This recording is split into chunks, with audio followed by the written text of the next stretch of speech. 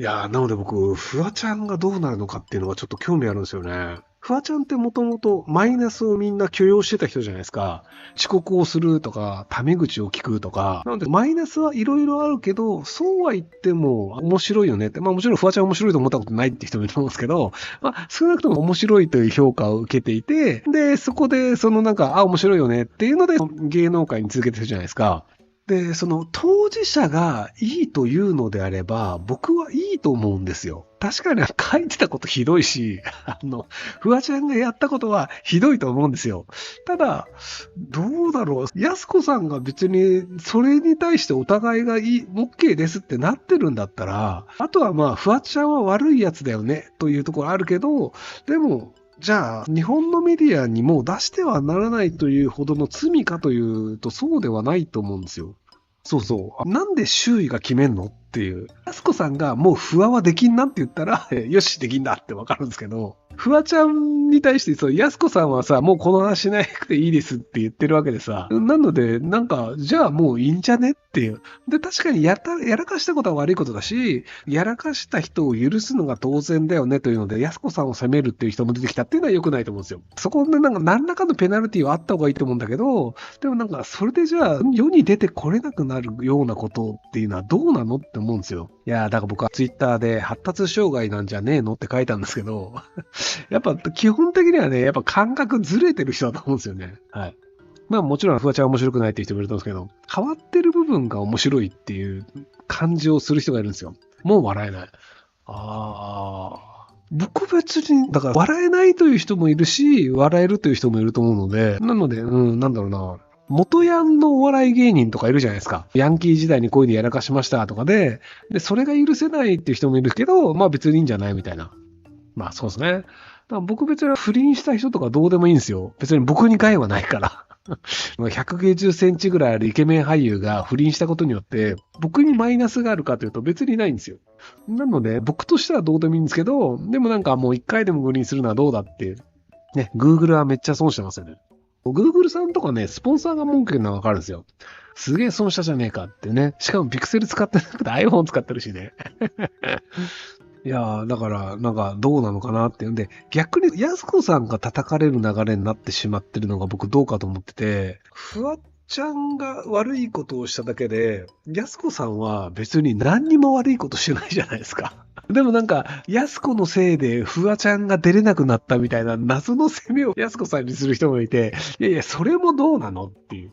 なんかね、そうだから SNS で全員が納得する答えはないんですよね。なんか、各々がムカつくポイントを見つけて、ここが良くないとか、こういうの言い方良くないとかっていうのをこう詰めるんですけど、だから全員が納得するものはないっていう。なので、なんか、僕としてはちょっと復活して嫌われ者として頑張っていただければいいな。そうなんですよね。自分を重ねるんですよね。不倫で怒ってる人も自分を重ねてる人が多いと思うんですよね。なんで自分を重ねるんだろうね。他人は他人じゃない誰かが傷ついてたとして、この人はこうやって傷つくんだ、かわいそうだなは思うんだけど、なんか自分が傷つけられたかのように怒りを持つっていうのって、どうやって暮らせてるのかなっていうのが不思議なんですよね。フワちゃんをテレビからお早箱になった二人を生産してたさんまさんとか小さい役になってお笑いに持ってったら返してきたと思いませんか？まあ、ただ、うーん。まあ、フワちゃんはそれで出たいかもしれないですけど、被害者側の彼女は別にフワちゃんとコンビで出たいわけじゃないよね、というのもあるんじゃないかなと思うんですけども、はい。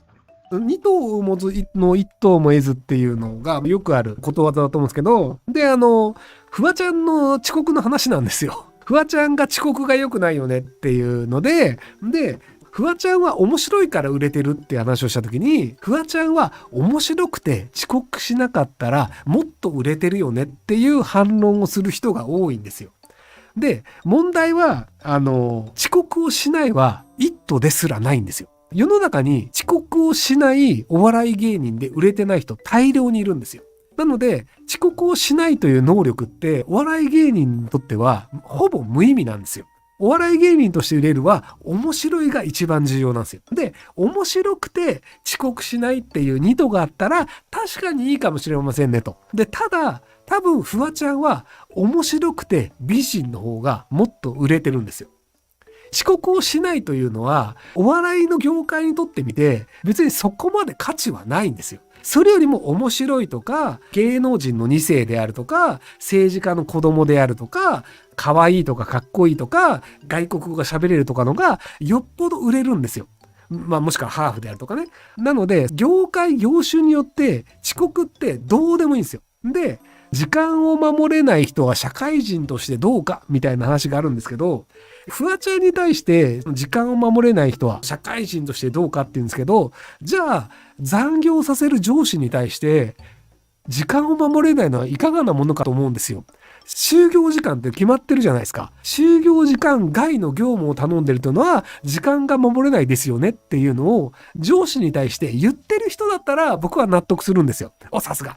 時間大事だよね。時間守れるの当然だよね。でも結局、上司とか社長とかには言えないんですよ。で、会議に5分遅れたら文句言われるんですけど、会議がじゃあ15時から16時までなっつって、16時から5分過ぎた時に、5分過ぎましたよね。おかしいですよねって責める人いないんですよ。なぜか遅れる分には許すっていう謎ルールなんですよ。なので、時間を守るっていうのは、遅刻をしないのもそうだし、時間内に終わるもそうなんですけど、なぜか時間内に終わるがルーズでも許されるんですよね。っていうのがあって、結局その上司に言わないとか、会議が伸びる分には言わないとかっていうので、本当に時間が大事だと思ってるわけじゃなくて、なんとなく攻めやすい人を攻めてるだけな気がするんですよね。っていうのがなんか不思議だなと思ったので、その、時間守るのが大事だよねっていう一般庶民の人が多いと思うんですけど、それを本当に守り続けると、本当にその一歩も得ない人になっちゃうんですよ。社会で時間だけ守れるけど無能な人って大量にいるんですよ、日本は。でも時間だけ守れる人って給料高くならないじゃないですか。ピザ屋の店員ぐらいですよ、できるのは。なので、本来給料を稼ぐものは何なのかっていうので、例えばじゃあ会社の社長とかってめちゃめちゃいい金もらってると思うんですけど、じゃあ会議の時間で社長が必ず最初に来てるかっていうと、社長が遅れてくるとか、部長が遅れてくるとかよくあるじゃないですか。なので、じゃあ部長とか社長はなぜ偉い位置にいて給料もらえてるかっていうと、時間を守るよりももっと大事な能力を持ってるからなんですよ。なので世の中は時間を守るよりもっと大事な能力があるよねっていうのを皆さん目にしてるはずなんですよ。でもなぜかそれを無視して時間を守るのは大事だよね、時間守らないやつはダメだよねっていう風に責めてるんですけど、いやいやあなた方一頭も得ずの状態ですよっていうのが僕はすごい気になってるっていう。なので時間守るっていうのが他の能力がある人がやりたいんだったら好きにすればいいと思うんですよ。面白くてイケメンな有吉弘行さんが時間も守れるであれば、それはすごいよねって話なんですけど、重要なスキルというのはその時間を守る以外にあることが業種では結構多いんですよね。電車の運転手とかであれば時間守る大事だと思うんですよ。ただ電車の運転手でもなかったら他の仕事の場合は時間を守るよりもっと大事なことってあるんじゃないかなというふうには僕は思うんですよね。はい。フワちゃんはね、頭がいいタメ口を聞く人なんですよね。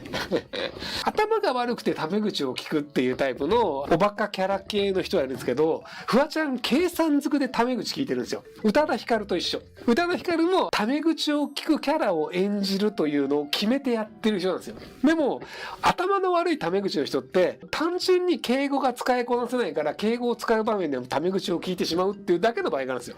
語弊はあるかもしれないですけど、ローラさんって日本出身じゃないじゃないですか。外国の方なので、日本語不得意じゃないですか。なので、敬語、尊敬語、丁寧語の区別がちゃんとできてないので、敬語じゃなくてタメ口を聞いてしまうっていうのがあるんですよ。で、それはその言語能力の問題でタメ口が発生してしまうんですよ。でも、フワちゃんとかは敬語喋れるにもかかわらず、タメ口を聞くっていう選択をしているっていう頭のいいタイプなんで、タメ口を聞いてるからどうなのかっていうと、タメ口も2種類あるんですよ。戦略的タメ口と能力的タメ口っていう。